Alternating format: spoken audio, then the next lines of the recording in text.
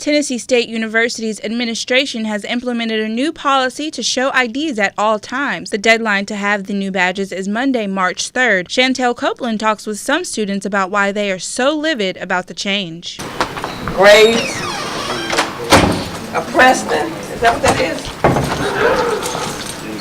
is? Many students' faces reflect frustration as they wait for their names to be called for new IDs.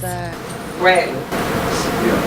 Falcon. Junior student Sarah is a little annoyed about Tennessee State University's new displaying your ID policy. I feel like it's inconvenient. I feel like there's other things that the school could be spending their money and time on. Another student named Wendy, who couldn't wait to give her opinion, says the new policy isn't what she has a problem with. It's how TSU communicated the procedure. It is Friday. It is Friday at almost 11 o'clock, and we have to have this by Monday. They're not open on Saturday. What are we supposed to do?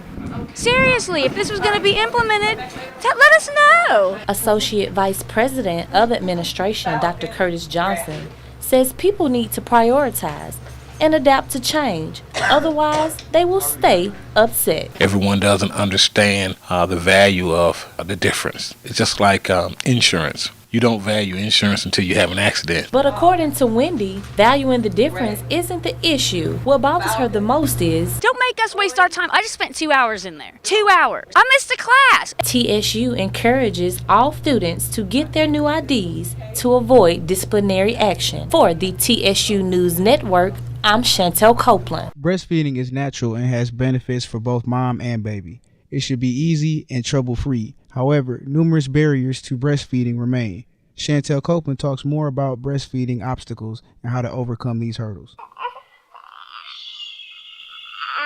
Most women in the United States are aware that breastfeeding is the best source of nutrition for most infants. But many face difficulties and tend to give up on the natural way of feeding. We did have a little problem latching on. Not having enough milk has been an issue also. New mothers like Tina Weathers lack knowledge about what to expect with breastfeeding and how to actually carry it out. I wasn't latching him on properly. The difficulty I had with him not nursing and the thought of him not being able to breastfeed really upset me. Family physician Ann Gordon says majority of mothers don't achieve an effective latch and experience pain due to not learning the art of breastfeeding. Breastfeeding should not be painful. If it is painful, then I would suggest that breastfeeding moms seek help to see if their latch is wrong, or if there's any thrush, a fungal infection, or just something else that's not quite right. Alicia Foster recaps her first weeks of nursing. It will be tender that first couple of weeks. I think that if you can get past the first 2 or 3 weeks, then you're set. Mom set and baby set. It was important to me. It was an experience that I really wanted to have with him. With a more beneficial and healthier way of nursing and eating. For the TSU News Network, I'm Chantell Copeland.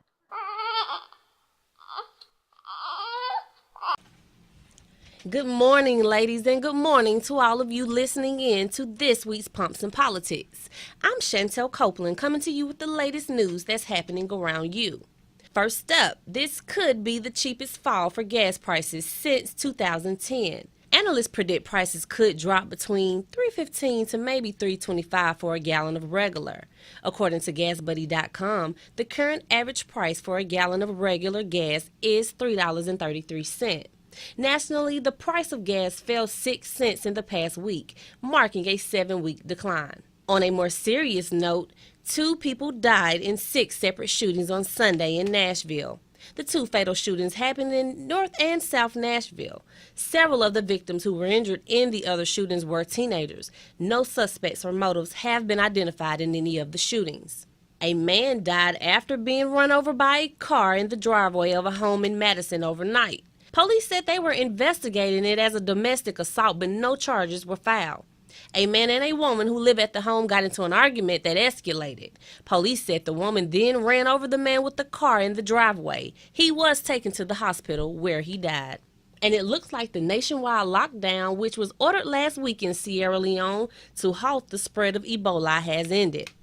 For 3 days, no one was allowed to leave their homes. A UNICEF spokesman described the latest efforts to raise awareness about the epidemic. To get the word out, we've got people going door to door all over the country, talking about the disease, talking about how they can keep themselves safe, talking about the symptoms, and talking about what they need to do if they have any of the symptoms. For a look at sports, a dominant performance from the Tennessee State defense helped the Tigers to a 10-7 over Tennessee Tech on Saturday in front of over 9,000 fans at Hale Stadium. Coach Rod Reed says he is proud of the team's execution. Man, I thought that we came out with a good game plan.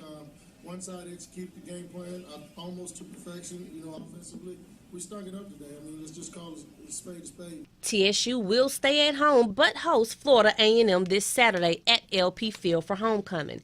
Kickoff is scheduled for 6 p.m. The weather for today will be beautiful with a high of 75 degrees. Tonight, you can expect clear skies with a low of 49. Tomorrow will also be pleasant with a high of 78. Currently, it's 56 degrees. For Pumps and Politics, I'm Chantell Copeland.